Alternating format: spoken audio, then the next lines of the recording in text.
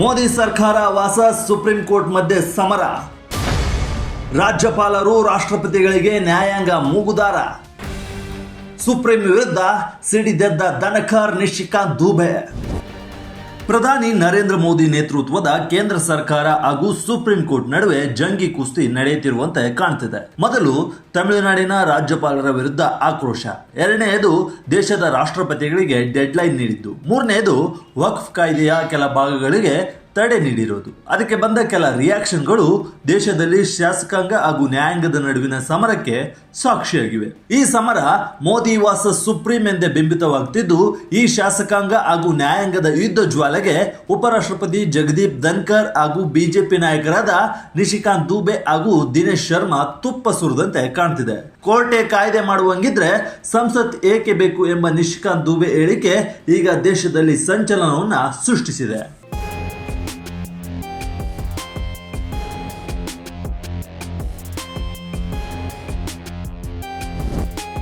ಹೌದು, ದೇಶದಲ್ಲಿ ಶಾಸಕಾಂಗ ಹಾಗೂ ನ್ಯಾಯಾಂಗದ ನಡುವಿನ ಸಮರ ಹೊಸದೇನಲ್ಲ.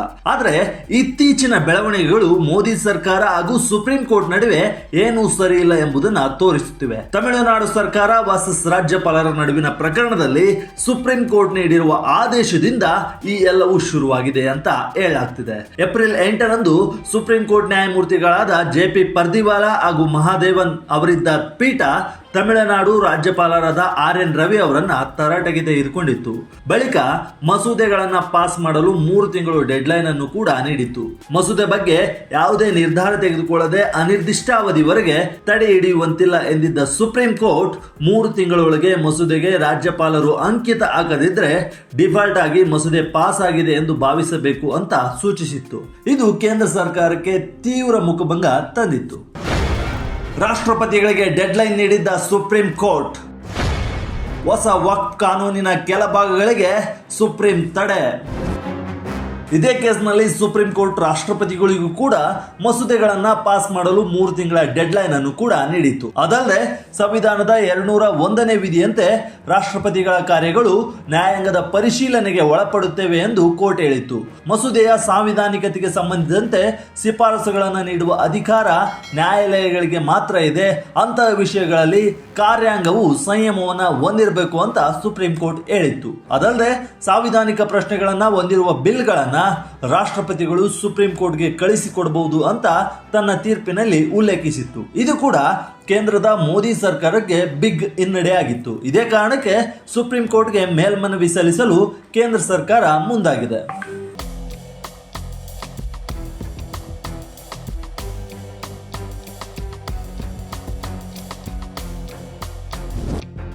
ಇದರ ಬೆನ್ನಲ್ಲೇ ಇತ್ತೀಚೆಗೆ ಸಂಸತ್ನ 2 ಸದನಗಳಲ್ಲಿ ಮಧ್ಯರಾತ್ರಿ 2 ಗಂಟೆವರೆಗೂ ನಡೆದ ಚರ್ಚೆ ಬಳಿಕ ಪಾಸ್ ಆಗಿ ಕಾನೂನಾಗಿದ್ದ ವಕ್ಫ್ ಕಾಯ್ದೆಯ ಕೆಲವು ಭಾಗಗಳಿಗೆ ಸುಪ್ರೀಂ ಕೋರ್ಟ್ ತಡೆ ನೀಡಿತ್ತು. ವಕ್ಫ್ ತಿದ್ದುಪಡಿ ಕಾಯ್ದೆ ವಿರೋಧಿಸಿ ಸಲ್ಲಿಕೆಯಾಗಿದ್ದ ಅರ್ಜಿಗಳನ್ನು ವಿಚಾರಣೆಗೆ ಕೈಗೆತ್ತಿಕೊಂಡಿದ್ದ ಸುಪ್ರೀಂ ಕೋರ್ಟ್ ಕೇಂದ್ರ ಸರ್ಕಾರಕ್ಕೆ ತರಾಟೆ ತೆಗೆದುಕೊಂಡಿತ್ತು. ವಕ್ಫ್ ಬೋರ್ಡ್ಗಳಲ್ಲಿ ಮುಸ್ಲಿಮರಲ್ಲದವರಿಗೂ ಸದಸ್ಯರಾಗಲು ಅವಕಾಶ ನೀಡಿದ್ದೀರಿ, ಅದೇ ರೀತಿ ಹಿಂದೂ ಧಾರ್ಮಿಕ ಟ್ರಸ್ಟ್ಗಳಲ್ಲಿ ಮುಸ್ಲಿಮರಿಗೆ ಸದಸ್ಯರಾಗಲು ಅವಕಾಶ ಕೊಡ್ತೀರಾ ಅಂತ ಕೇಳಿತ್ತು. ಇದರ ಜೊತೆ ಸದ್ಯಕ್ಕೆ ವಕ್ಫ್ ಬೋರ್ಡ್ಗಳಿಗೆ ಯಾವುದೇ ನೇಮಕಾತಿ ನಡೆಸಬಾರದು ಹಾಗೂ ವಕ್ಫ್ ಆಸ್ತಿ ವಿಚಾರದಲ್ಲಿ ಯಥಾಸ್ಥಿತಿ ಕಾಪಾಡಿಕೊಳ್ಳುವಂತೆ ಸೂಚಿಸಿತ್ತು. ಸುಪ್ರೀಂ ಕೋರ್ಟ್ನ ಈ ನಿರ್ಧಾರ ಕೇಂದ್ರ ಸರ್ಕಾರಕ್ಕೆ ಬಿಗ್ ಶಾಕ್ ಅನ್ನ ನೀಡಿತ್ತು. ನ್ಯಾಯಾಂಗದ ವಿರುದ್ಧ ಜಗದೀಪ್ ಧನ್ಕರ್ ಆಕ್ರೋಶ. ಪ್ರಜಾಪ್ರಭುತ್ವದ ಸ್ತಂಭಗಳ ಮೇಲೆ ಅಣ್ವಸ್ತ್ರ ಪ್ರಯೋಗ.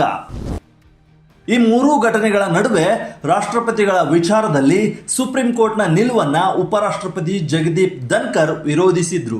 ಸಂವಿಧಾನದ 142ನೇ ವಿಧಿಯನ್ನ ಈಗ ಪ್ರಜಾಪ್ರಭುತ್ವದ ಅಂಗಗಳ ವಿರುದ್ಧ ಅಣ್ವಸ್ತ್ರವನ್ನಾಗಿ ನ್ಯಾಯಾಂಗ 24x7 ಬಳಸುತ್ತಿದೆ ಅಂತ ಹೇಳಿದ್ರು. ರಾಷ್ಟ್ರಪತಿಗಳು ಸಂವಿಧಾನವನ್ನ ರಕ್ಷಿಸಲು ಪ್ರಮಾಣ ವಚನ ಸ್ವೀಕರಿಸುತ್ತಾರೆ. ಅವರಿಗೆ ನ್ಯಾಯಾಲಯಗಳು ನಿರ್ದೇಶನ ನೀಡುತ್ತಿವೆ, ರಾಷ್ಟ್ರಪತಿಗಳಿಗೆ ಡೆಡ್ಲೈನ್ ನೀಡ್ತಾರೆ, ಇಲ್ದಿದ್ರೆ ಆ ಬಿಲ್ಗಳು ಕಾನೂನಾಗುತ್ತಿವೆ ಅಂತೆ. ಈಗ ನಾವು ಶಾಸನ ಮಾಡುವ ಜಡ್ಜ್ಗಳನ್ನು ಹೊಂದಿದ್ದೇವೆ, ಅವರೇ ಶಾಸಕಾಂಗದ ಕಾರ್ಯಗಳನ್ನು ನಿರ್ವಹಿಸ್ತಾರೆ, ಸೂಪರ್ ಪಾರ್ಲಿಮೆಂಟ್ ಆಗಿ ಕೆಲಸ ಮಾಡ್ತಿದ್ದು ಅವರಿಗೆ ನೆಲದ ಕಾನೂನು ಕೂಡ ಅನ್ವಯಿಸಿಲ್ಲದಂತಾಗಿದೆ ಎಂದು ನ್ಯಾಯಾಂಗದ ವಿರುದ್ಧ ಬ್ಲಾಸ್ಟ್ ಆಗಿದ್ರು. ಅದಲ್ಲದೆ ದಿಲ್ಲಿಯ ಹೈಕೋರ್ಟ್ ಜಡ್ಜ್ ನಿವಾಸದಲ್ಲಿ ಹಣ ಸಿಕ್ಕಿರೋದನ್ನು ಕೂಡ ಇದೇ ವೇಳೆ ಜಗದೀಪ್ ಧನ್ಕರ್ ಪ್ರಸ್ತಾಪಿಸಿದ್ರು. ಸಂಸತ್ ಅಸೆಂಬ್ಲಿ ಮುಚ್ಚಿಬಿಡಿ ಎಂದಿದ್ದ ನಿಶಿಕಾಂತ್ ದುಬೆ. ದೇಶದಲ್ಲಿ ರಾಷ್ಟ್ರಪತಿಗಳೇ ಸುಪ್ರೀಂ ಎಂದಿದ್ದ ಬಿಜೆಪಿ ಲೀಡರ್. ದುಬೆ ಹೇಳಿಕೆಯಿಂದ ಅಂತರ ಕಾಯ್ದುಕೊಂಡ ಬಿಜೆಪಿ. ಇದರ ಬೆನ್ನಲ್ಲೇ ಈಗ ಬಿಜೆಪಿ ಸಂಸದ ನಿಶಿಕಾಂತ್ ದುಬೆ ನ್ಯಾಯಾಂಗದ ವಿರುದ್ಧ ಸಿಡಿದೆದ್ದಿದ್ದು, ನ್ಯಾಯಾಲಯದ ಆದೇಶವು ದೇಶವನ್ನ ಅರಾಜಕತೆಯತ್ತ ಕೊಂಡೊಯ್ಯುವಂತಿದೆ. ಕಾಯ್ದೆಯನ್ನು ನ್ಯಾಯಾಲಯವೇ ಮಾಡುವಂತಿದ್ರೆ ವಿಧಾನಸಭೆ ಮತ್ತು ಸಂಸತ್ತಿನ ಅಗತ್ಯವೇ ಇಲ್ಲ, ಅದನ್ನು ಮುಚ್ಚಿಬಿಡುವುದೇ ಒಳಿತು ಅಂತ ನೇರವಾಗಿ ಸುಪ್ರೀಂ ಕೋರ್ಟ್ ವಿರುದ್ಧ ಹರಿಹಾಯ್ದಿದ್ದಾರೆ. ಅದಲ್ಲದೆ ಇದೇ ವೇಳೆ ತನ್ನ ನಿರ್ಧಾರಗಳ ಮೂಲಕ ಸುಪ್ರೀಂ ಕೋರ್ಟ್ ದೇಶದಲ್ಲಿ ಧಾರ್ಮಿಕ ಯುದ್ಧವನ್ನ ಪ್ರಚೋದಿಸುತ್ತಿದೆ ಅಂತ ಕಿಡಿಕಾರಿದ್ದಾರೆ. ನ್ಯಾಯಾಧೀಶರನ್ನ ರಾಷ್ಟ್ರಪತಿಗಳು ನೇಮಿಸ್ತಾರೆ, ಅವರಿಗೆ ಜಡ್ಜ್ಗಳು ನಿರ್ದೇಶನ ನೀಡಲು ಬರುತ್ತಾ? ದೇಶದಲ್ಲಿ ಕಾನೂನು ರಚಿಸುವ ಸಂಸತ್ಗೆ ಕೋರ್ಟ್ಗಳು ನಿರ್ದೇಶನ ನೀಡಲು ಬರುತ್ತಾ ಅಂತ ನೇರವಾಗಿಯೇ ದುಬೆ ಪ್ರಶ್ನಿಸಿದ್ದಾರೆ. ಇದಕ್ಕೆ ಮತ್ತೋರ್ವ ಬಿಜೆಪಿ ನಾಯಕ ದಿನೇಶ್ ಶರ್ಮಾ ದನಿಗೂಡಿಸಿದ್ದು, ರಾಷ್ಟ್ರಪತಿಗಳೇ ಈ ದೇಶದಲ್ಲಿ ಸುಪ್ರೀಂ ಅಂತ ಹೇಳಿದ್ದಾರೆ. ಈ ಹೇಳಿಕೆಗಳಿಂದ ಬಿಜೆಪಿ ಅಂತರ ಕಾಯ್ದುಕೊಂಡಿದ್ದು, ಇದು ಅವರವರ ವೈಯಕ್ತಿಕ ಅಭಿಪ್ರಾಯವೇ ಹೊರತು ಪಕ್ಷದ ಒಪಿನಿಯನ್ ಅಲ್ಲ. ಪ್ರಜಾಪ್ರಭುತ್ವದಲ್ಲಿರುವ ನಾವು ನ್ಯಾಯಾಂಗವನ್ನ ಗೌರವಿಸುತ್ತೇವೆ ಅಂತ ಬಿಜೆಪಿ ಹೇಳಿದೆ.